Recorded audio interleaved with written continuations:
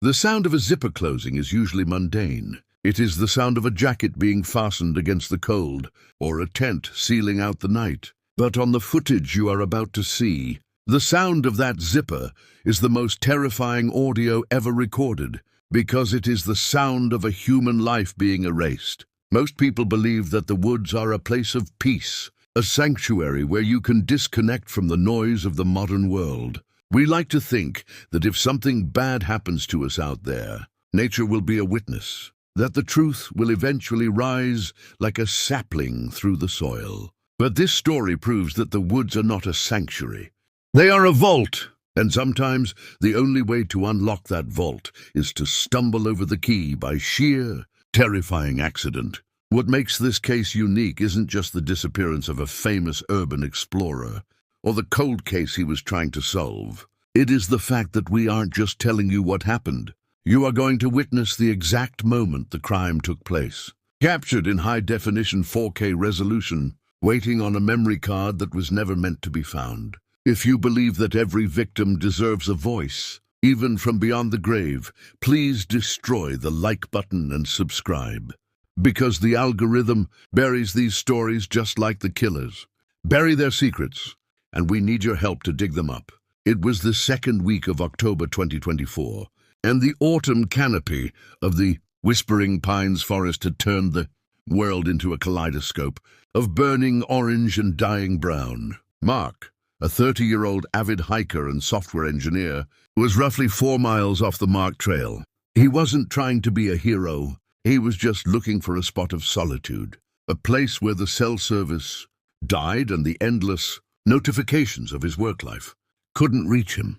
The terrain here was unforgiving, a tangle of ancient roots and dense underbrush that seemed to fight him for every step. The air smelled of wet decay and pine needles, a heavy, earthy scent that usually brought Mark comfort. But on this afternoon, the silence of the woods felt heavy, almost pressurized, as if the trees were leaning in to listen. Mark was navigating a particularly steep ridge when his boot caught on something hard.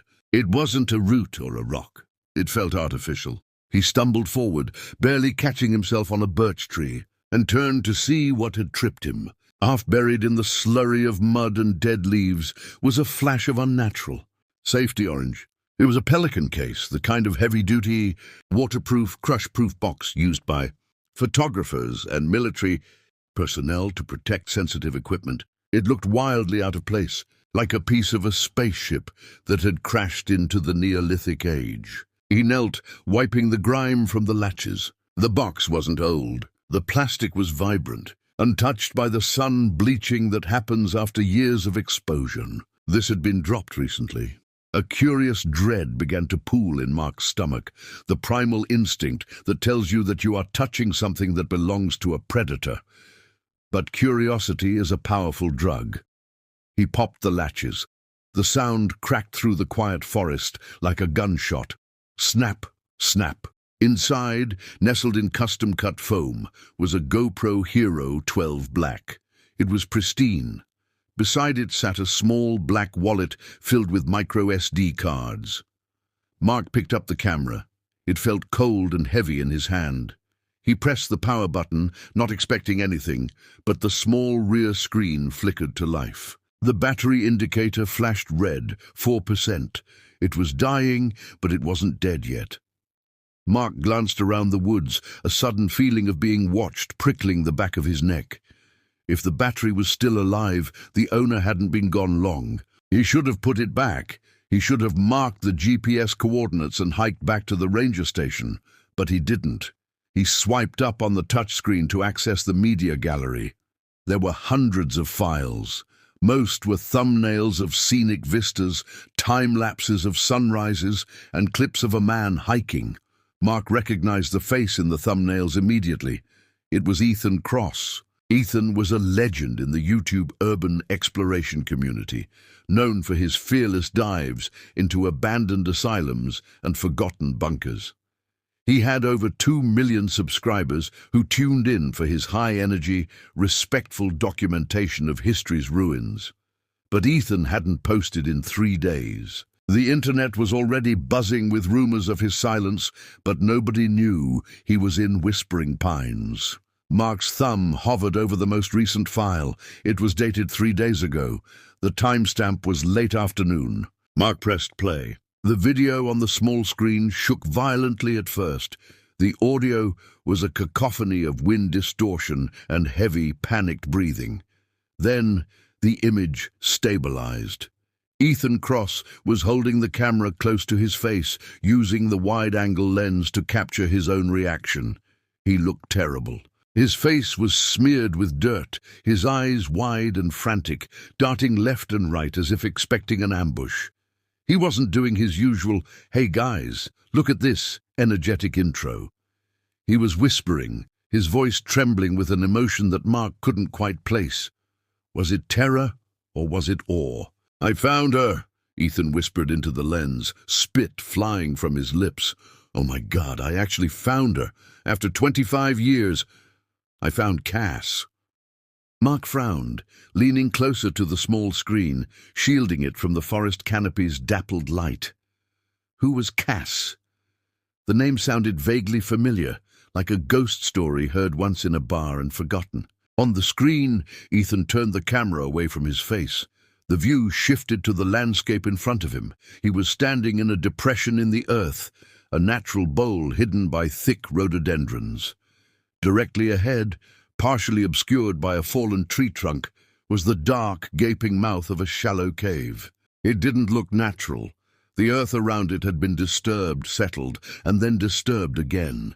The map was real, Ethan's voiceover continued, shaky and breathless. The source was right. They didn't put her in the river. They put her here. Ethan began to move toward the cave entrance. The camera stabilized on a gimbal, giving the footage that eerie, floating quality that makes found footage so immersive. He stepped over the rotting log. The darkness of the cave mouth grew larger, swallowing the frame. "I'm going in," Ethan whispered. "If anything happens to me, the drive is in the—" He never finished the sentence. On the screen, a blur of motion swept in from the right side of the frame. It was fast, brutal, and silent until the point of impact. A rusty shovel head slammed into the side of Ethan's head with a sickening wet thud. The camera didn't just fall, it was flung, spinning through the air in a dizzying spiral of sky, trees, and ground. It hit the dirt lens up, the impact jarring the autofocus. For a moment, the image was blurry. Then it sharpened. The angle was low, looking up from the mud. In the center of the frame, Ethan Cross was lying face down, motionless. His legs were twitching, a horrifying, involuntary biological response to severe head trauma. Then the boots stepped into the frame. They were heavy black tactical boots, caked in fresh reddish clay. They stopped right next to the camera lens. The person wearing them didn't speak. There was no gloating, no villainous monologue. There was just the heavy, labored breathing of exertion. The figure wearing the boots stepped over the camera, moving toward Ethan's prone body. Mark watched, frozen in horror, as the gloved hands of the attacker grabbed Ethan by the ankles and began to drag him toward the cave. Ethan's body left a trail in the leaves, a dark furrow in the earth. The camera, still recording, sat forgotten in the mud. The audio picked up the sound of dragging, then silence. A full minute passed on the video. Mark, standing in the real woods, held his breath, his heart hammering against his ribs like a trapped bird. He expected the video to cut, for the battery to die. But the boots came back. The figure walked directly up to the camera. Mark couldn't see the face. The sun was behind the attacker, casting them in a silhouette that looked like a hole in the world. The figure knelt. A gloved hand reached out, filling the screen, and the world went dark as the lens was covered. But the audio was still running. Mark heard the distinctive, high-pitched zip of a heavy-duty zipper being pulled shut. It sounded like a body bag, or perhaps the very Pelican case Mark was currently holding. Then the video file ended. The screen went black. The battery icon flashed one last time, 1%, and the GoPro died. Mark stood alone in the silence of Whispering Pines. The wind rustled the leaves, but now it didn't sound like nature. It sounded like footsteps. He looked down at the orange box. He wasn't holding lost property anymore. He was holding a murder weapon. He was holding the only evidence of a crime that had just happened, and a crime that had apparently happened 25 years ago. Panic, cold and sharp, pierced through his shock. The video was 3 days old. The battery was almost dead, but the case was clean. Whoever had zipped this camera up hadn't lost it. They had hidden it. Or maybe they were coming back for it. Mark shoved the GoPro back into the case, grabbed the SD card wallet, and scrambled backward, his boots sliding in the mud. He needed to get to the police. He needed to find a signal. But as he turned to run back toward the trail, a thought paralyzed him. Ethan had said he found Cass, and he had been silenced for it.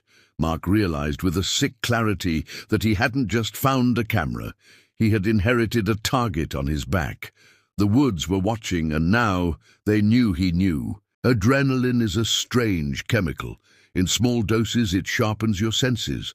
In massive floods, it warps reality. For Mark, the hike back to his car was a blur of distorted time. Every snapping twig sounded like the crack of a rifle, and every shadow stretching across the trail looked like a man in tactical boots waiting to intercept him. He didn't run. Instinct told him that running makes you look like prey, but he walked with a rigid, frantic pace, clutching the orange Pelican case to his chest as if it contained a radioactive isotope. By the time he reached his Subaru, his shirt was soaked through with cold sweat. He threw the case onto the passenger seat and locked the doors. His hands trembling so violently he fumbled the keys twice before the engine roared to life. He didn't go home. He went straight to the only place that made sense, the county sheriff's department. The station was a squat, brick building that smelled of stale coffee and floor wax. It was the kind of place that felt stuck in a time loop, somewhere between 1985 and the present day. Mark stood at the front desk, the orange case sitting on the counter between him and the dispatcher. He was breathless, trying to explain a murder he had witnessed on a tiny screen, but the words were tumbling out in a disorganized mess. A YouTuber, Ethan Cross, hit with a shovel, buried in a cave. The dispatcher, a woman who looked like she had heard every variation of a prank call in the county, didn't look up from her crossword puzzle. "Sir, take a breath. You found a camera?" "I found evidence of a homicide," Mark snapped, his voice echoing too loudly in the small lobby. That's when the heavy oak door behind the desk swung open. A man stepped out, adjusting his belt. He was tall, with the kind of thick, muscular build that turns into heaviness with age. His uniform was immaculate, but his eyes were tired, carrying the specific cynicism of a lawman who believes he has seen it all. The nameplate on his chest read, "Sheriff Brody." "What's the noise out here?" Brody asked, his voice a low rumble. Mark explained again. He told him about the woods, the orange box, the footage of Ethan Cross, and the man in the boots. He mentioned the name Cass. At the mention of the name Cass, the air in the room seemed to change temperature. It was subtle, a micro-expression that a criminal psychologist would have a field day with. Brody's jaw tightened, just for a fraction of a second, and his eyes flicked from Mark's face to the orange case. The boredom evaporated, replaced by a sharp, predatory alertness. "Ethan Cross," Brody repeated, stepping around the counter. "The internet kid? We've had calls about him trespassing at the old mill, probably filming a skit. These streamers do anything for views, son." "It wasn't a skit," Mark insisted. "He was hit. He was dragged. The battery died right after, but you need to charge it. You need to see the end of the video." Brody reached out and placed a large hand on the Pelican case. "We'll take it from here. If it's a prank, he's getting a fine for wasting police time. If it's real, well, we'll file a report." Mark watched as the sheriff tucked the case under his arm.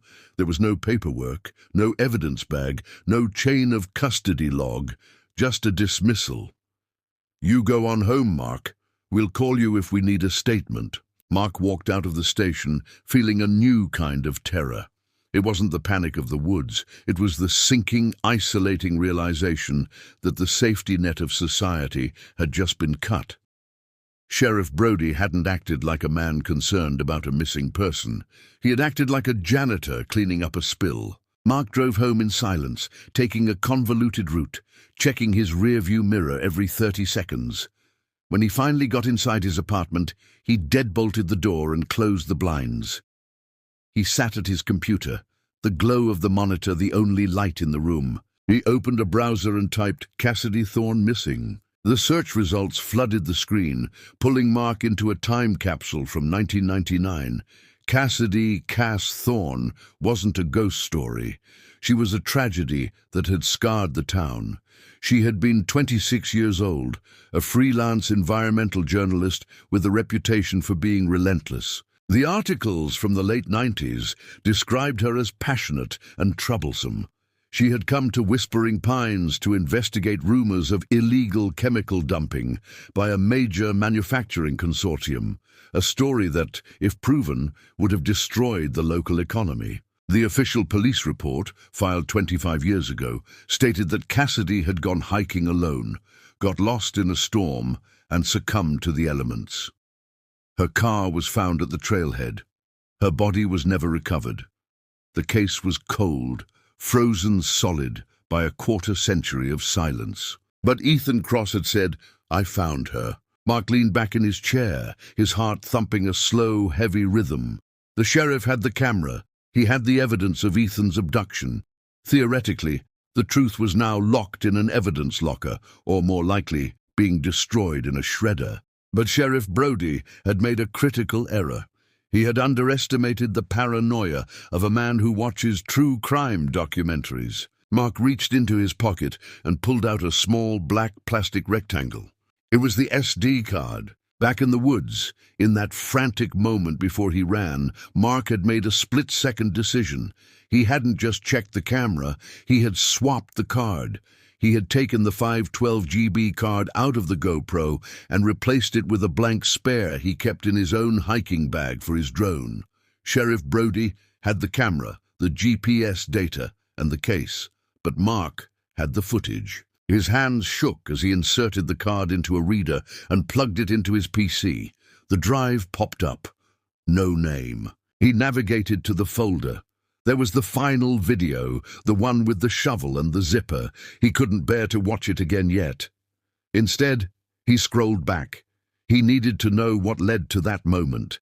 He clicked on the file dated 1 hour prior to the attack. The video player opened. The footage was stable, shot in the late afternoon sun. Ethan Cross was alive, vibrant, and buzzing with excitement. He was walking through a different part of the forest, holding a laminated map that looked ancient. "Okay, guys," Ethan said to the camera, his voice low and conspiratorial. "So, the anonymous source who sent me the map said that Cass didn't just disappear. She hid something before she was taken. She knew they were coming for her." Ethan scrambled up a rocky embankment, the camera panning across the dense, unforgiving tree line. The police report said they searched these woods for weeks. Dogs, helicopters, everything. They found nothing. But my source says the cops were looking in Sector 4. Cass was hiding in Sector 7. Ethan stopped in front of a massive lightning-struck oak tree. The trunk was hollowed out, a black scar running down its center. "This is it," Ethan whispered. "The dead king." He reached into the hollow of the tree. He grunted with effort, his arm disappearing up to the shoulder into the rot. "It's deep. Wait, I feel something." Ethan pulled his hand back. He wasn't holding a GoPro. He wasn't holding a memory stick. He was holding a bulky, mud-encrusted camcorder. It was a Sony Handycam Hi8, the kind that used physical 8mm tapes. It was wrapped in heavy-duty plastic sheeting and duct tape, preserved like a time capsule. Ethan looked at the lens, his face pale. "This is her camera. This is Cass Thorne's camera." Mark paused the video. The room felt freezing cold. The implications hit him like a physical blow. Ethan hadn't just stumbled upon a body in a cave. That was the end result. The cause was this camera. Cassidy Thorne hadn't died of exposure. She had been filming something worth killing for, and she had managed to hide the evidence moments before she was taken. For 25 years, that tape had sat in a hollow tree, waiting. Ethan Cross had found it, and because he found it, the killer had come out of retirement to silence him.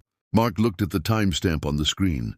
Ethan had this camera for an hour before he was attacked. He had likely watched the tape. Mark realized with a jolt of nausea that the sheriff didn't just confiscate a YouTuber's vlog. He had confiscated the only link to Ethan's location. But Mark held the digital copy. He had the leverage. And then his phone buzzed. It was a text message, unknown number.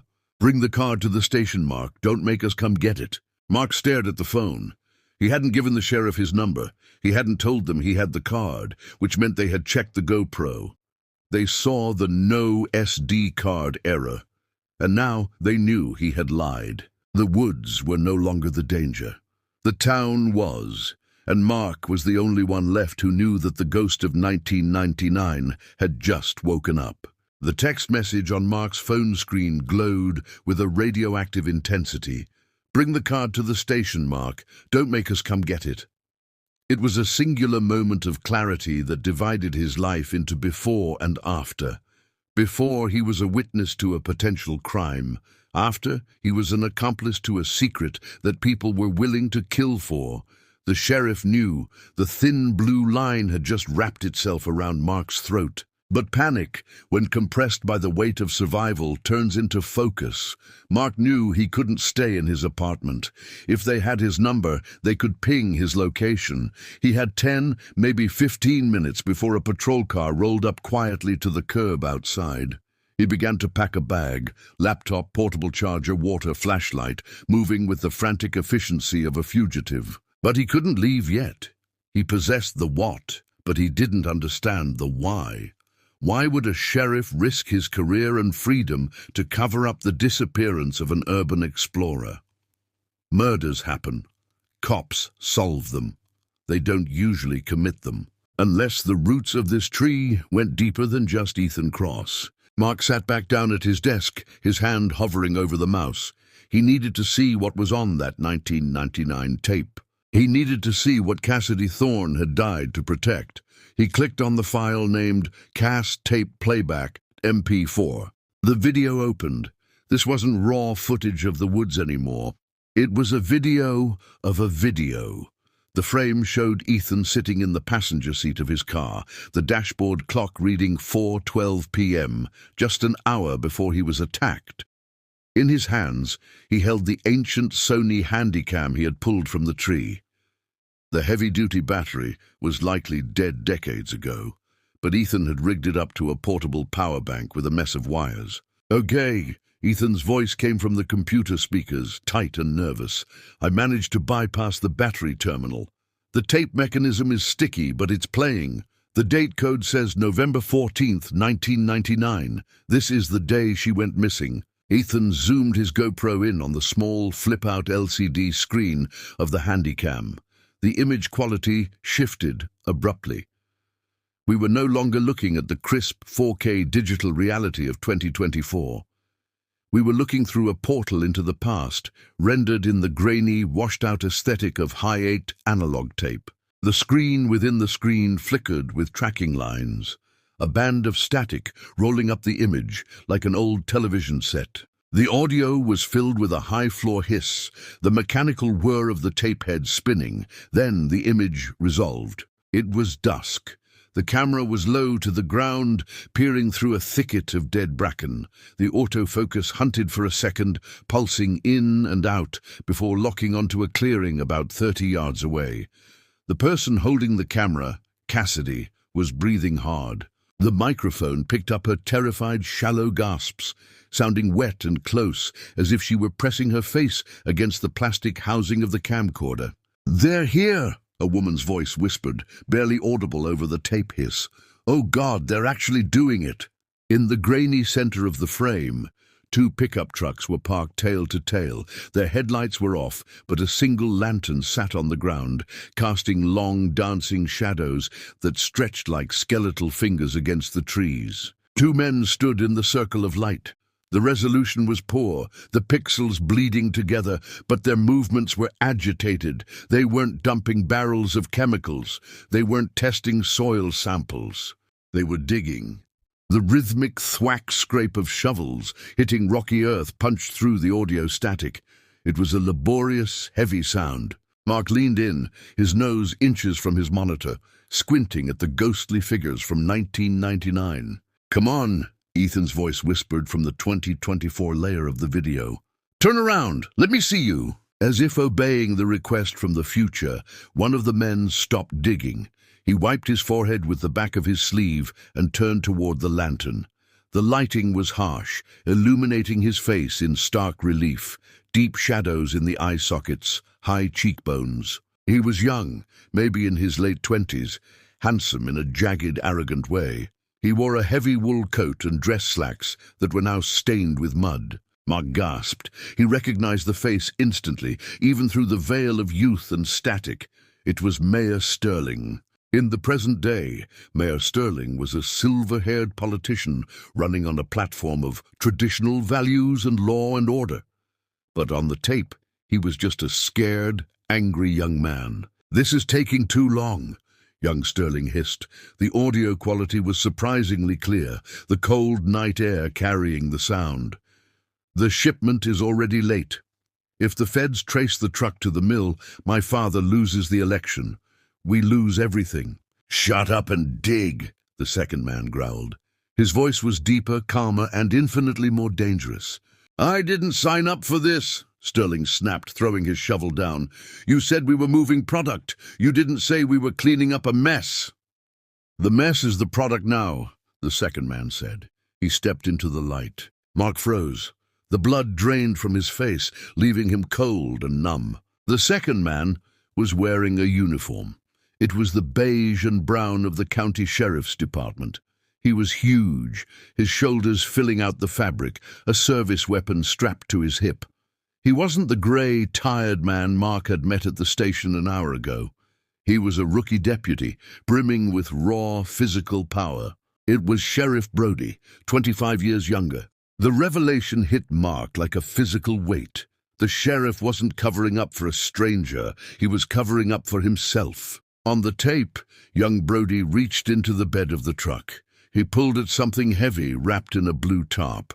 It wasn't a crate, it wasn't a barrel. It was the unmistakable, limp shape of a human body. Cassidy, behind the camera, let out a small, involuntary whimper. The microphone clipped with the sound. In the clearing, young Brody froze. He snapped his head toward the brush where Cassidy was hiding. His eyes, even on the grainy tape, seemed to reflect the lantern light like a nocturnal predator. "Did you hear that?" Brody asked, his hand dropping to the holster on his hip. "It's a deer," Sterling said, his voice trembling. "Just finish it." "No," Brody said. He drew his gun. The revolver looked enormous in his hand. "That wasn't a deer." The camera jerked violently. Cassidy was moving, scrambling backward. The image spun, sky, trees, ground, a chaotic blur of motion. The audio became a cacophony of crashing branches and Cassidy's panicked sobbing. "Hey!"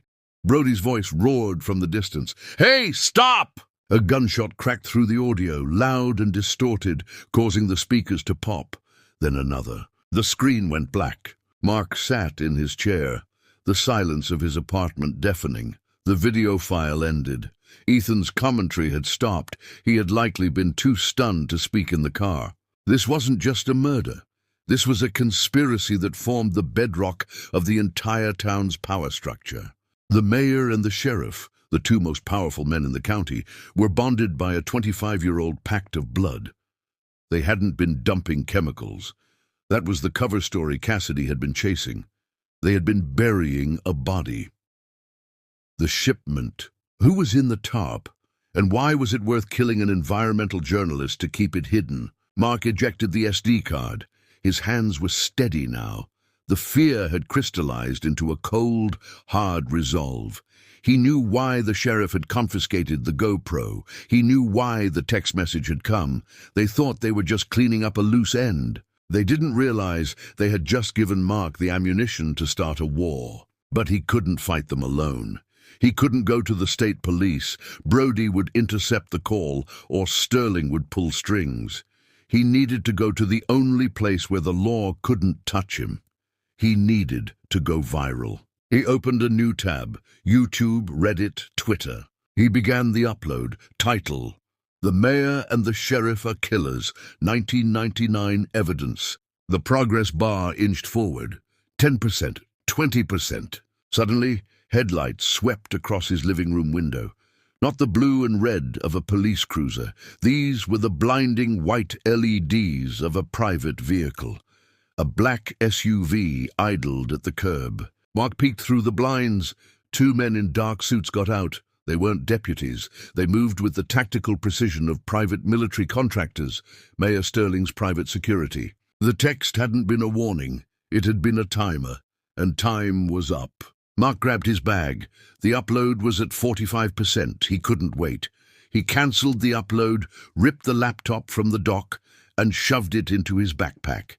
He sprinted toward the back door, the heavy thud of a battering ram hitting his front door, echoing through the house like the first drumbeat of a funeral march. He was running back into the dark, but this time he wasn't a hiker. He was the prey in a hunt that had started before he was even born. The sound of a deadbolt snapping under the force of a battering ram is a sound you feel in your teeth before you hear it in your ears. It is a violent, percussive thud that signals the end of your sanctuary.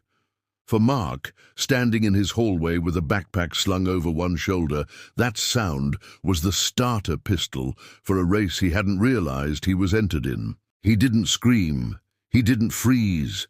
The adrenaline that had been a chaotic flood earlier had distilled into a cold, crystalline focus. He bolted for the kitchen, his socks sliding on the hardwood, and threw open the window above the sink. The autumn air rushed in, cold and wet, smelling of rain and exhaust fumes. Behind him, he heard heavy boots crunching on the broken glass of his front door. Voices, low and professional, cut through the house. "Clear left, check the office, secure the drive." These weren't police officers executing a warrant. Police shout. They announce their presence to establish dominance and liability. These men were silent. They were fixers, the kind of private security contractors who clean up oil spills for corporations and scandals for politicians. They were here to erase a mistake, and Mark was the typo. Mark tumbled out the window, landing awkwardly in the azalea bushes of his side yard.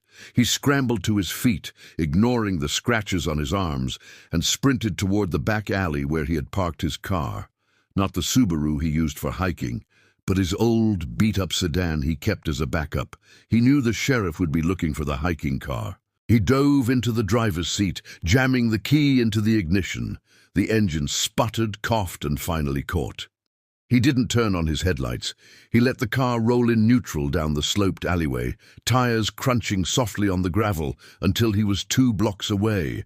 Only then did he throw it into gear and floor it, the tires screeching as he merged onto the main road. He was a ghost in his own town. He couldn't go to the police station. The sheriff ran it. He couldn't go to the hospital. The mayor's influence would flag him the moment he checked in. He was completely alone, armed with nothing but a laptop and a terrifying truth that was currently burning a hole in his backpack. Mark drove for 20 minutes, his eyes constantly flicking to the rearview mirror. Every pair of headlights behind him looked like the eyes of a predator. He needed to get the video out. He needed a witness protection program, and in 2024, the only protection available to a man in his position was the public eye. If everyone knew the truth, killing him would become a liability rather than a solution. He pulled into the parking lot of a 24-hour truck stop diner on the edge of the interstate. The neon sign buzzed with a dying flicker. He parked in the darkest corner, keeping the engine running. He pulled out his laptop and tethered it to his phone's hotspot.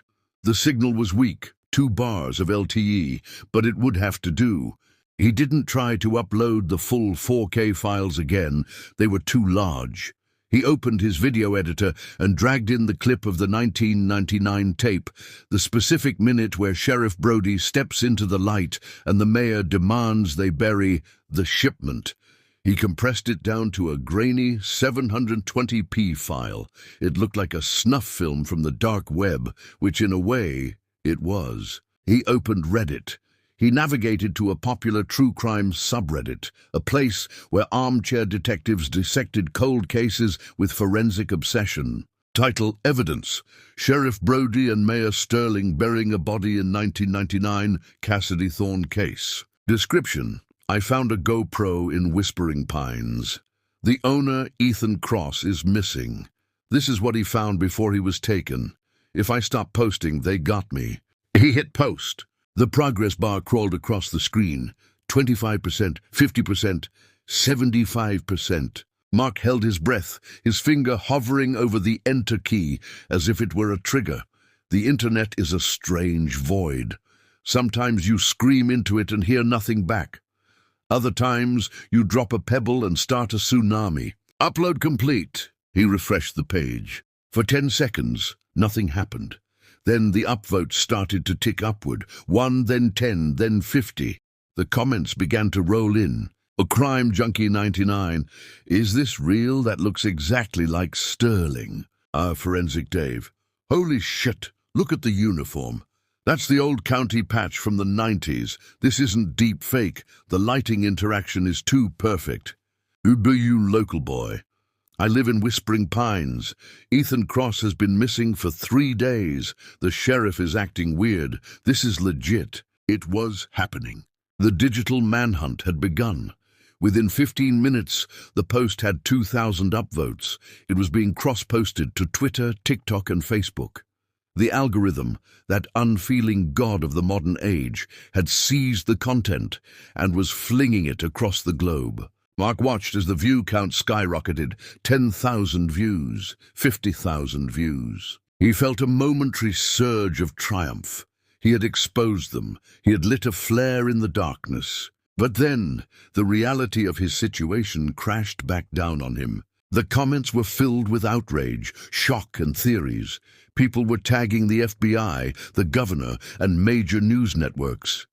But none of those people were here, in the dark parking lot of a truck stop, with a cold rain falling and a tank full of gas. The internet could offer outrage, but it couldn't offer physical protection. And it couldn't save Ethan.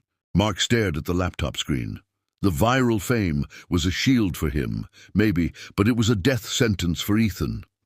If the mayor and sheriff saw this, and they would, within the hour, they would know the game was up. They would go into damage control mode. And damage control meant tying up loose ends. Ethan Cross was the loosest end they had. He was the one who could lead the police to the physical body. Mark realized with a sickening thud in his gut that he had just started a timer. He had forced their hand. They wouldn't keep Ethan alive for interrogation anymore. They would kill him to silence the witness before the state police arrived. I have to go back, Mark whispered to the empty car. I have to find him before they do. But where? The woods were massive. The cave where Ethan was taken was just a holding area. They wouldn't keep him there. They would move him somewhere secure, somewhere private, somewhere they controlled completely. Mark's hand reached for the gear shift to put the car in reverse, to drive somewhere, anywhere. Bzzzt. His phone vibrated on the center console. Mark jumped, his heart hammering against his ribs. It was a text message. The number was blocked. Mark stared at the screen. Was it the sheriff again? A threat? A location for a meeting where a bullet would be waiting for him? He picked up the phone. Unknown, you're making a mess, kid.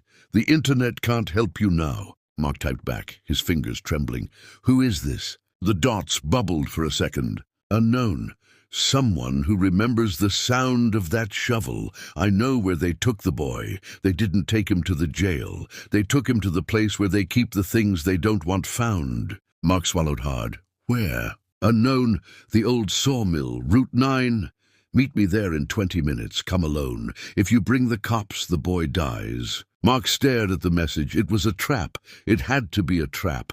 The sheriff would use a burner phone to lure him out. But the phrasing, someone who remembers the sound of that shovel, that didn't sound like a cop. That sounded like a witness. He looked at the laptop screen one last time. The post was now at the top of the subreddit. The world was watching, but the world was far away. Mark slammed the laptop shut and threw it into the passenger seat. He didn't have a weapon. He didn't have a plan. He had a backpack, a dying phone, and a conscience that wouldn't let him drive away. He put the car in drive and turned toward Route 9. The sawmill was in the opposite direction of safety. It was deep in the industrial wasteland on the edge of the forest, a place of rust and ruin. He was driving into the belly of the beast. But for the first time that night he wasn't running away. He was hunting. The old sawmill was a skeletal monument to the town's industrial past, a sprawling carcass of rusted iron and rotting timber that sat on the edge of the Blackwater River. The rain had turned into a steady, freezing downpour, drumming against the roof of Mark's sedan like 1,000 nervous fingers. He killed the headlights 100 yards out, letting the car roll to a stop behind a mound of discarded tires. Mark sat in the dark for a moment, listening to the engine tick as it cooled. This was the classic setting for execution in every crime thriller he had ever watched. He checked his phone. No service.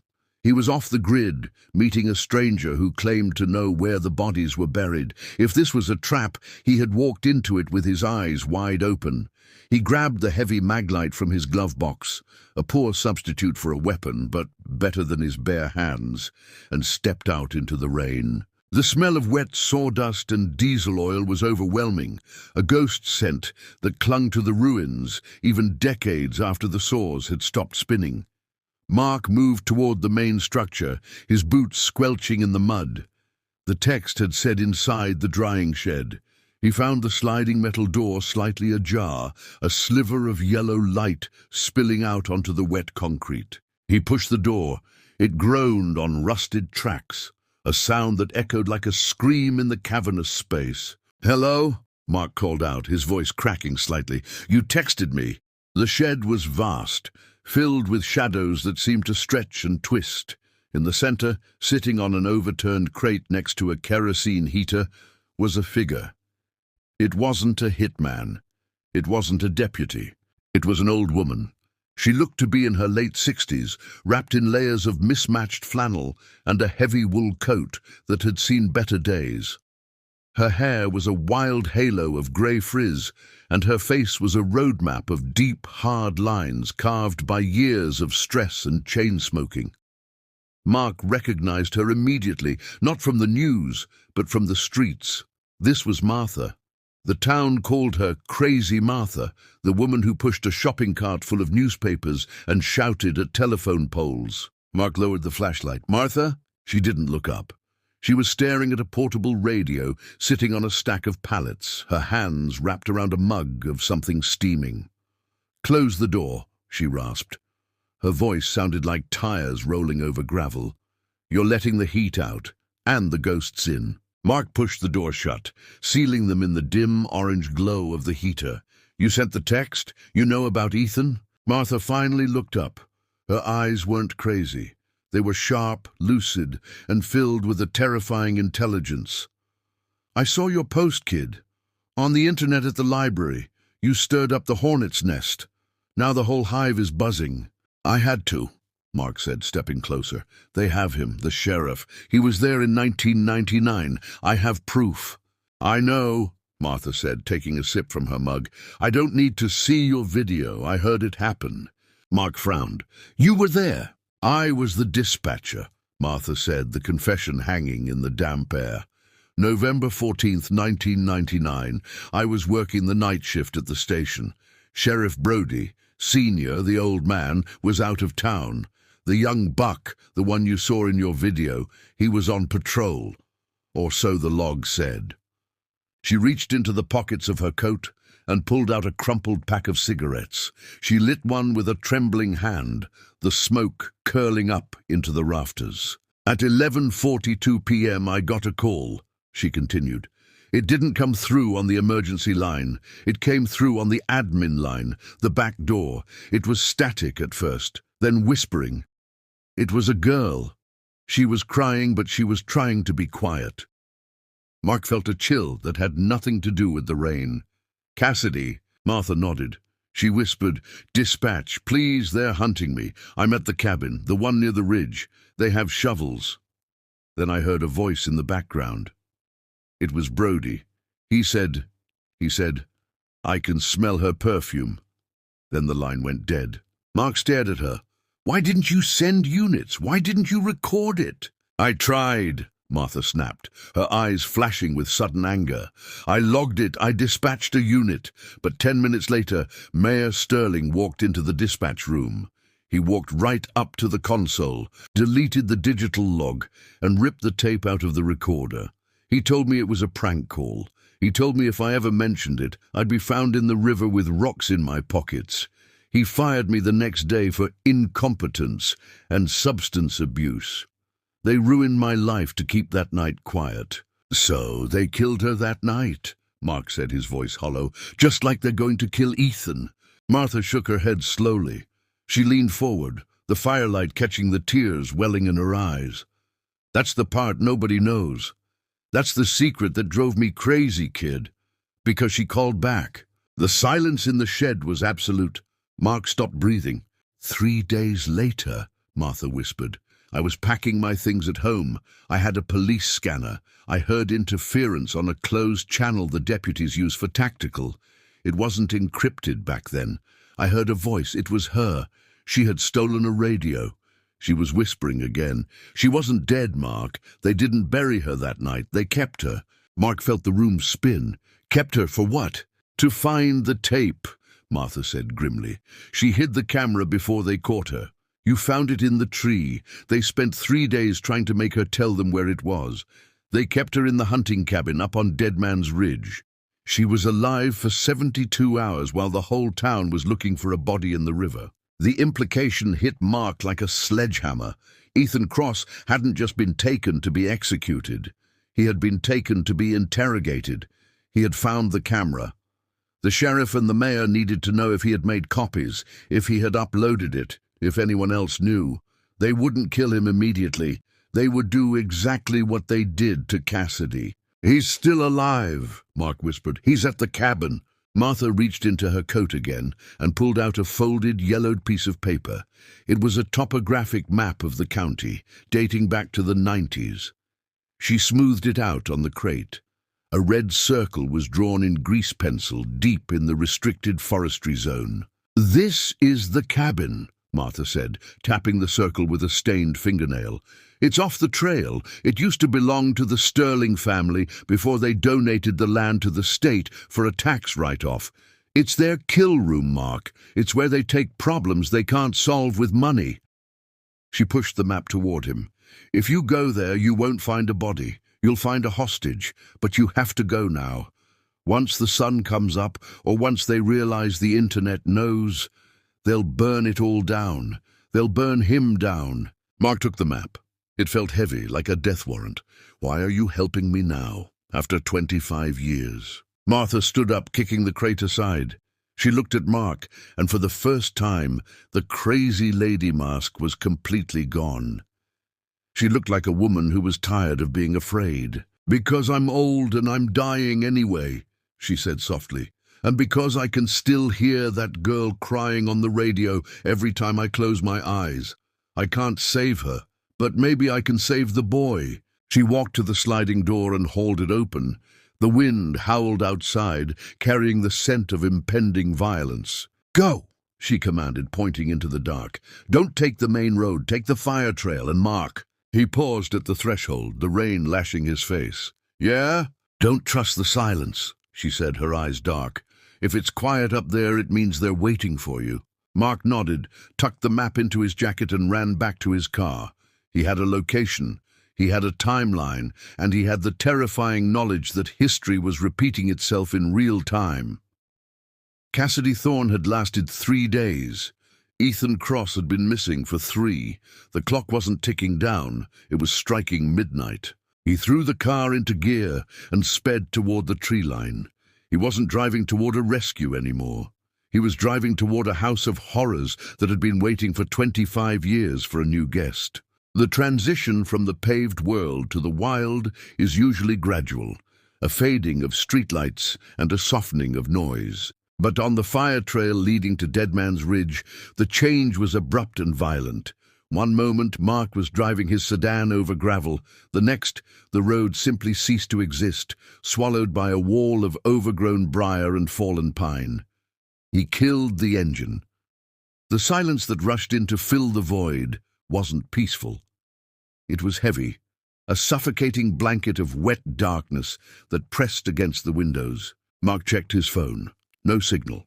The GPS dot was floating in a sea of grey nothingness. He was miles from the nearest cell tower, deep in the blind spot where the map claimed nothing existed but topography lines. He grabbed his backpack, the flashlight and the GoPro. He stepped out of the car, and the cold instantly bit through his jacket. The rain had stopped, but the forest was dripping, a rhythmic, ticking cadence of water hitting dead leaves that sounded uncomfortably like footsteps. He couldn't use the flashlight. A beam of light cutting through the pitch-black woods would be a beacon, visible for miles to anyone watching from a ridge. He needed to see without being seen. He improvised. He clipped the GoPro to his chest strap and paired it wirelessly to his phone. He turned the camera's ISO to the maximum setting and lowered the shutter speed. On his phone screen, the black void of the forest resolved into a grainy, ghostly image. It wasn't true night vision. It was a noisy, digital interpretation of reality, where trees were grey smears and the ground was a wash of pixelated static. But it was enough to navigate. Mark began to climb. The hike was a nightmare of sensory deprivation and hyper-awareness. He was watching his feet through a 3-inch screen, moving like a robot in a simulation. Every breath he took fogged the air in front of the lens. Every step was a calculated risk on the slick, mud-coated incline. Martha's warning echoed in his mind. Don't trust the silence. After 20 minutes of grueling ascent, the smell hit him. It wasn't the smell of pine or rot. It was a sharp, chemical sting that cut through the damp earthiness of the woods. Gasoline. It was faint, carried on the downdraft, but unmistakable. It was the scent of arson, of destruction. Mark froze, his heart hammering against his ribs so hard he thought the microphone might pick it up. He crouched low, shielding the glow of his phone against his chest, and crept forward. The trees thinned ahead. Through the digital noise on his screen, a shape materialized. It was the cabin. It looked less like a house and more like a tumor growing out of the hillside. The wood was black with age and rot, the roof sagging under the weight of decades of neglect. There were no lights on inside, but the windows were boarded up from the inside, leaving only slivers of gaps.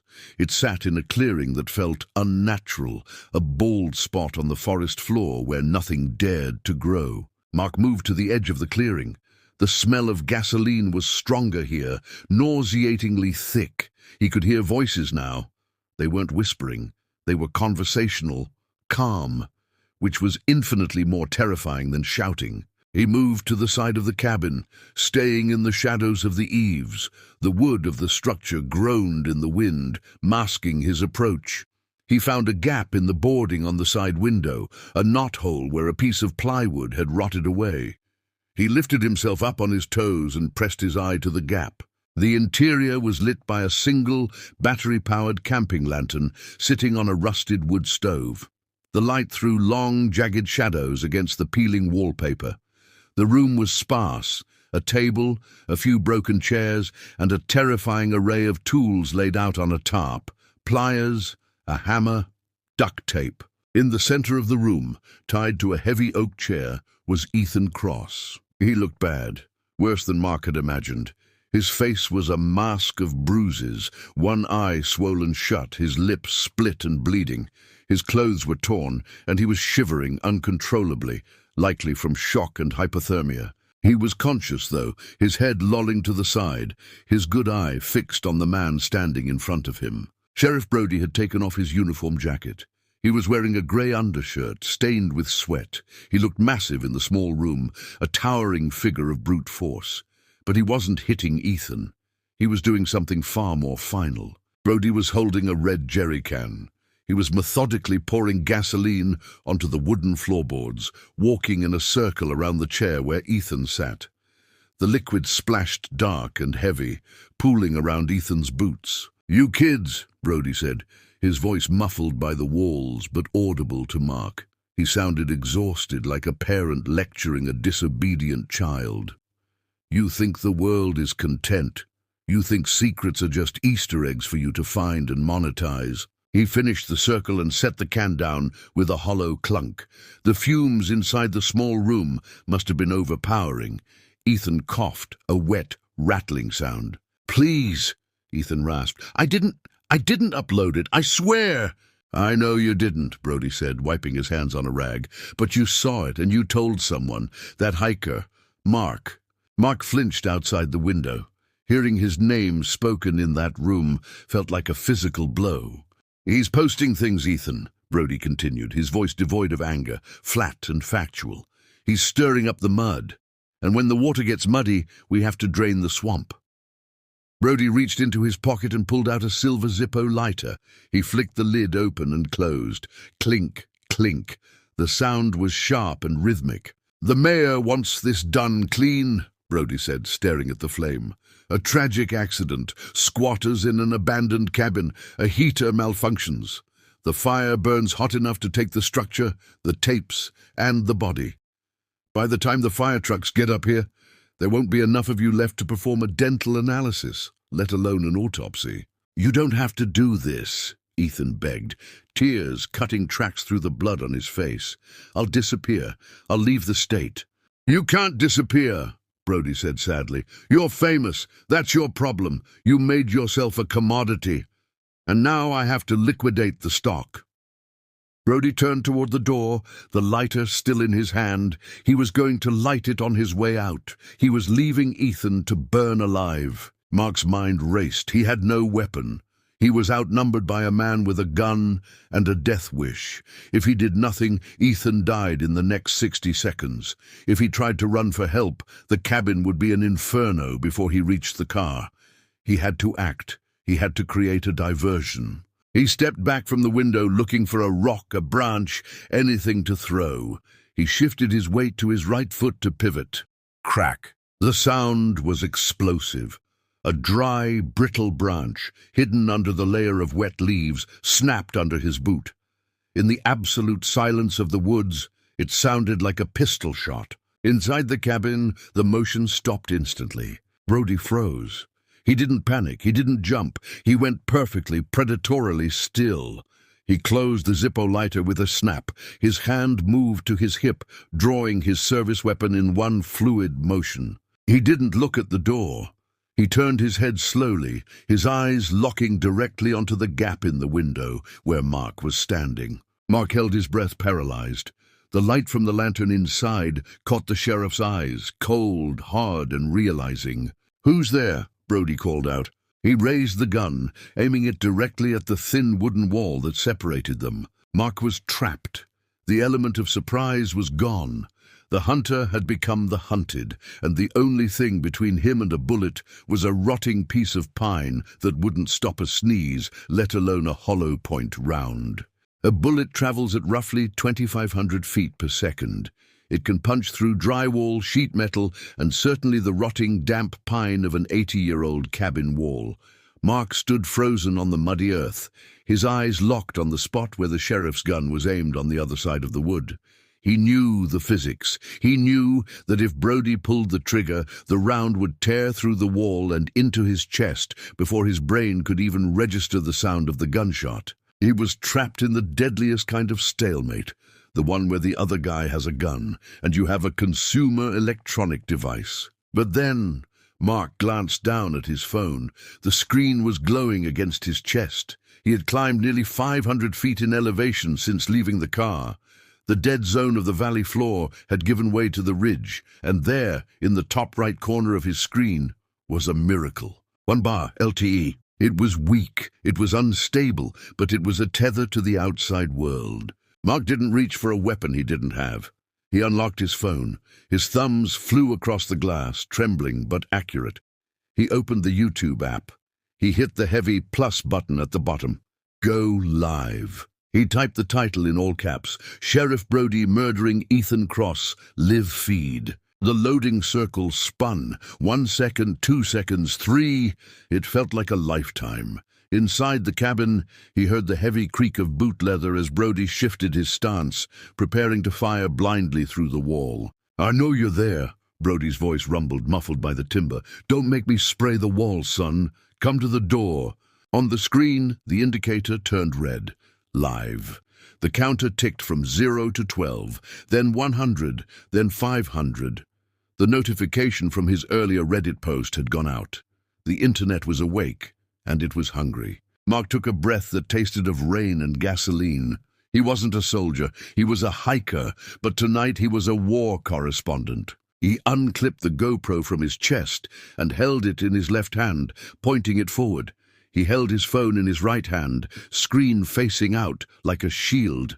"I'm coming in!" Mark screamed. He didn't walk. He didn't creep. He ran at the door and kicked it right below the handle.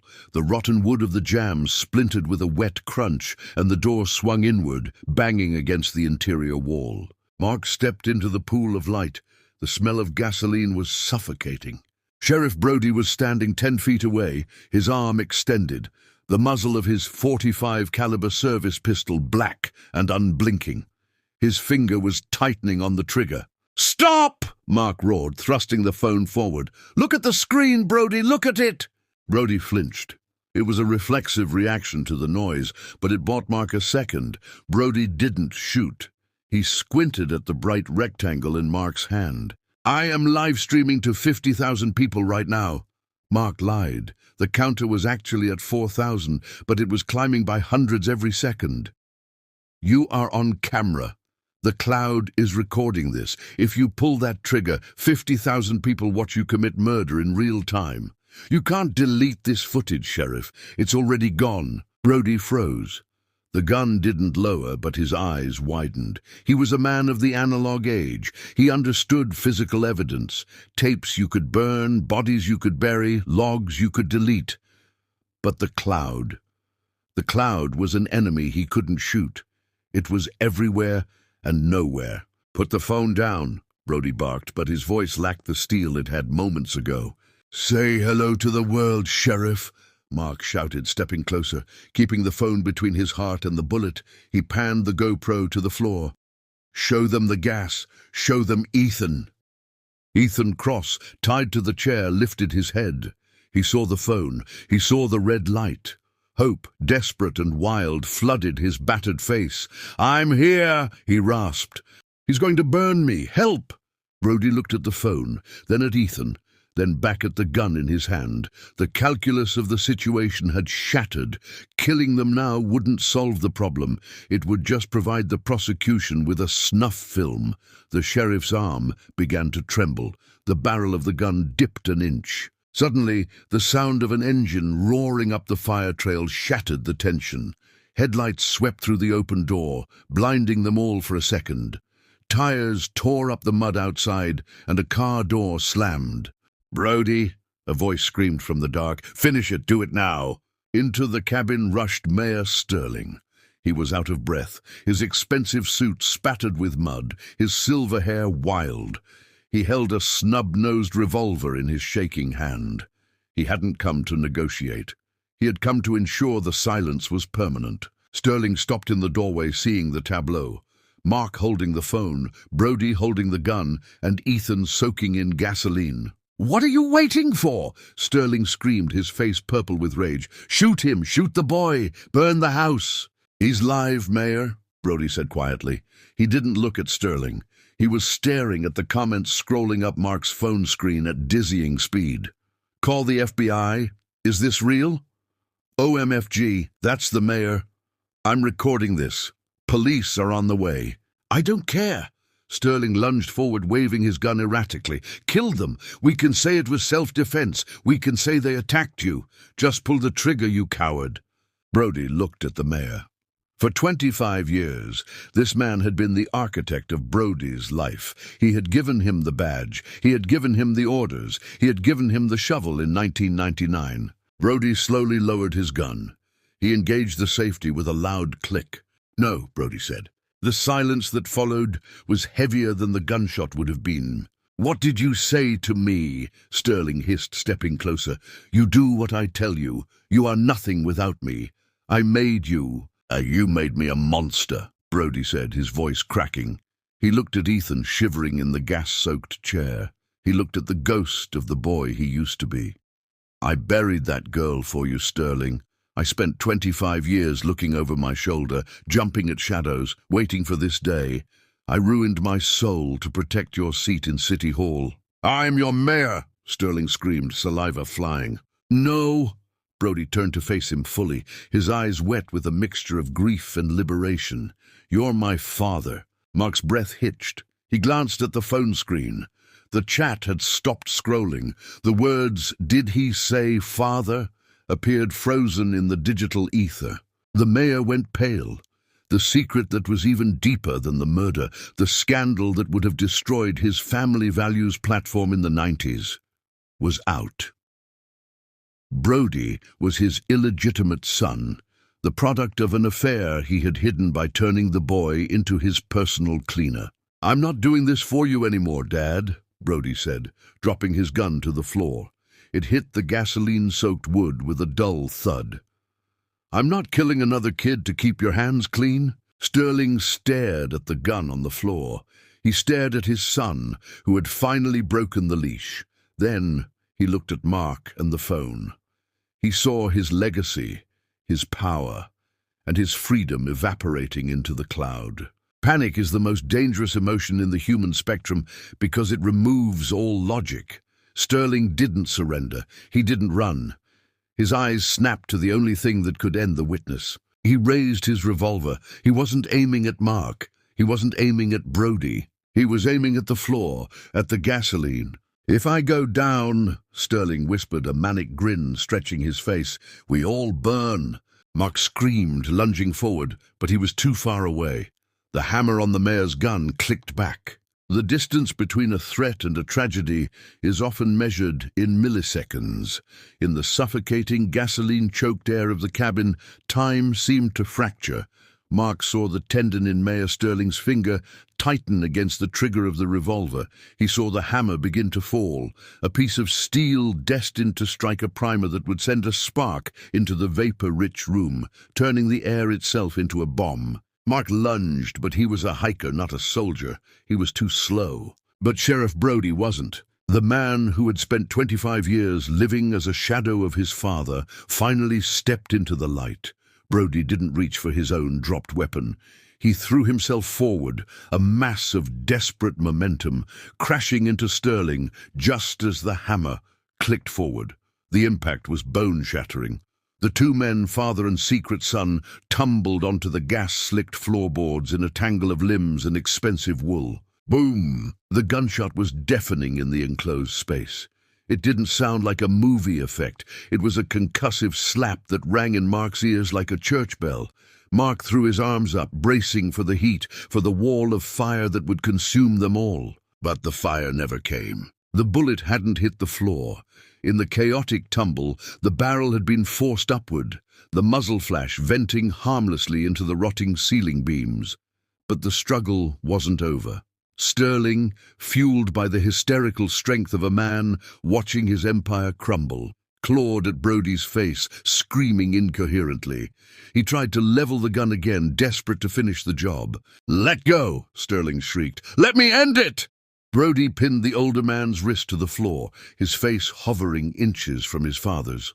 "It is ended," Brody grunted, his voice heavy with a lifetime of suppressed grief.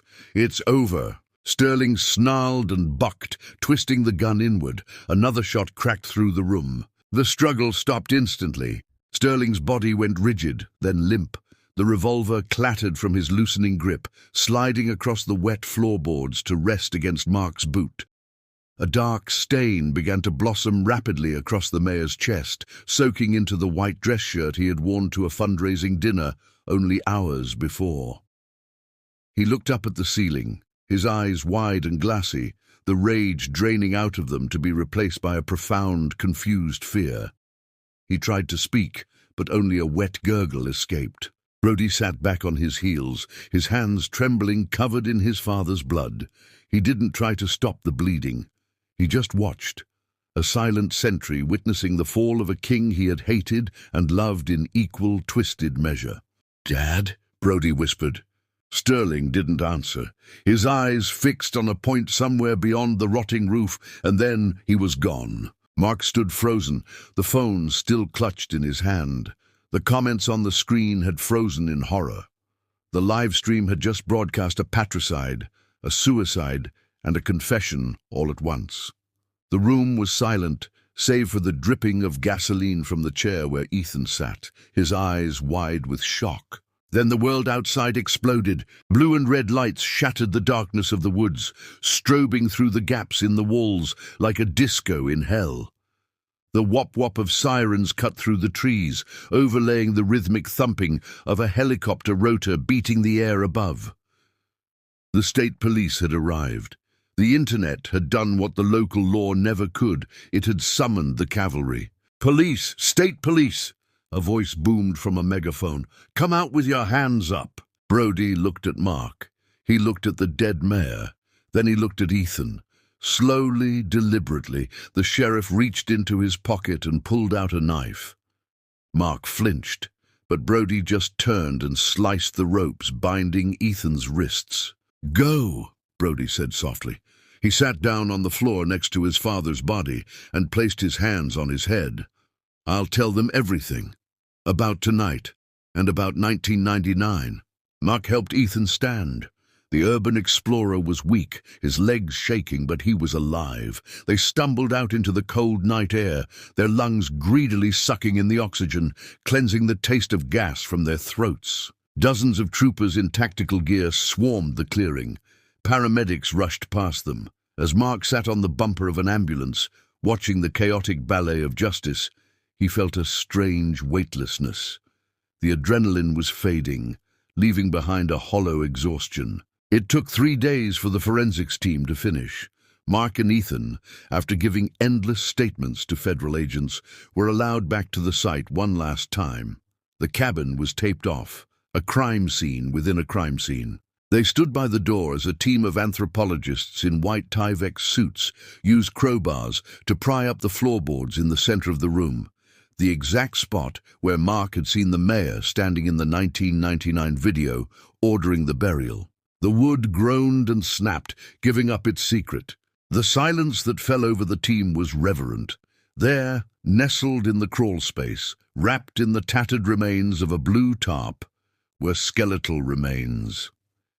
A rusted locket was found near the collarbone.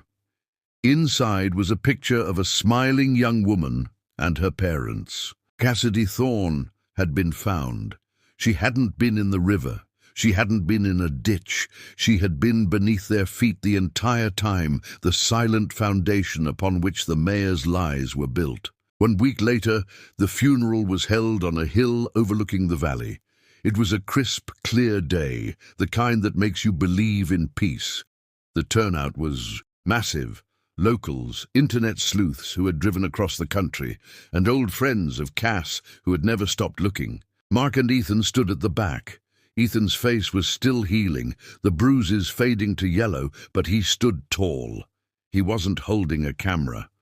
For the first time in years, he was just experiencing a moment, not documenting it. When the crowd dispersed, they walked to the open grave.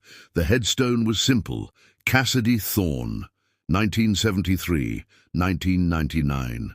She spoke for the silent. Ethan reached into his pocket. He pulled out the GoPro Hero 12, the one Mark had found in the orange box. The lens was cracked from the fall, the casing muddied, but it was the eye that had seen the truth. He knelt and placed the camera on the fresh earth, right next to a bouquet of lilies. "You finished the story, Cass," Ethan whispered. "We just hit upload." Mark looked out over the tree line of whispering pines. The woods looked different now.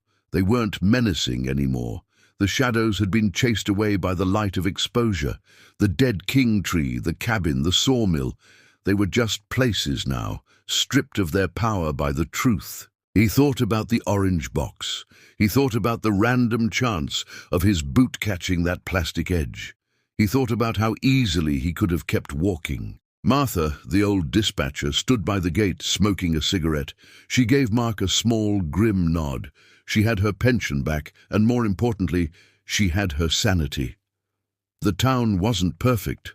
The scars of the Sterling administration would take a generation to heal, but the infection was gone. Mark turned to Ethan. "What now?" Ethan looked at the camera on the grave, then up at the horizon.